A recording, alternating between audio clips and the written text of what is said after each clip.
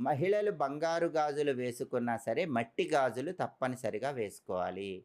బంగారు గాజులతో పాటు మట్టి గాజులు గూడా తప్పకుండా ధరిస్తేనే లక్ష్మీదేవి అనుగ్రహం కలుగుతుంది. అయితే ఎప్పుడూ కూడా మంగళవారం రోజు ఆడవాళ్ళు కొత్త గాజులు ధరించకూడదు. గాజులు మార్చుకోవాలనుకుంటే సోమవారం గానీ, బుధవారం గానీ ఆడవాళ్ళు గాజులు మార్చుకోండి.